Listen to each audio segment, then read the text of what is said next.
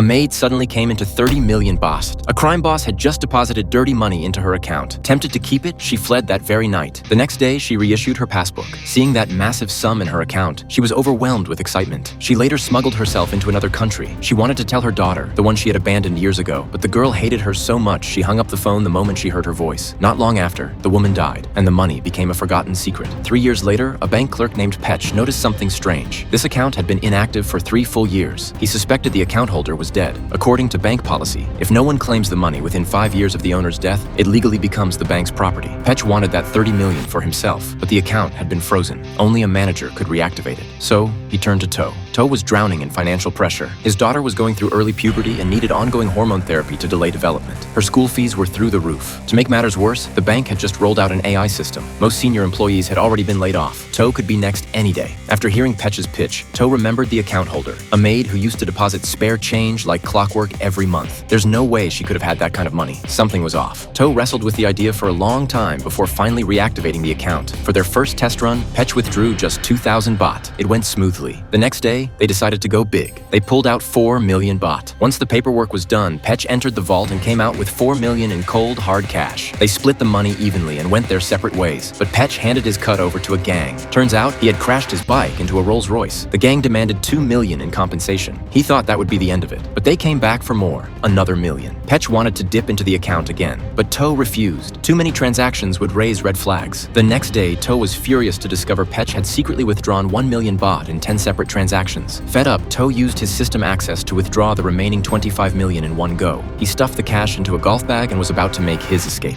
That's when their supervisor, Mike, stopped him. Mike had already uncovered the secret. Disappointed and heartbroken, he pleaded with To to return the money, promising to let the whole thing go if he did. To was swayed. He gave up on taking the cash, but the moment he got back to his car, he saw Mike carrying the golf bag away. To realized he'd been played. Just as he was about to get out and go after Mike, his phone rang. It was Petch. The gang was threatening him again. Out of fear, he confessed everything about the 30 million. Now the gang was after the money too. To had an idea. He led the gang straight to Mike's house. Mike was taken out by the gang, and the money temporarily fell into their hands. But this wasn't the end of the story.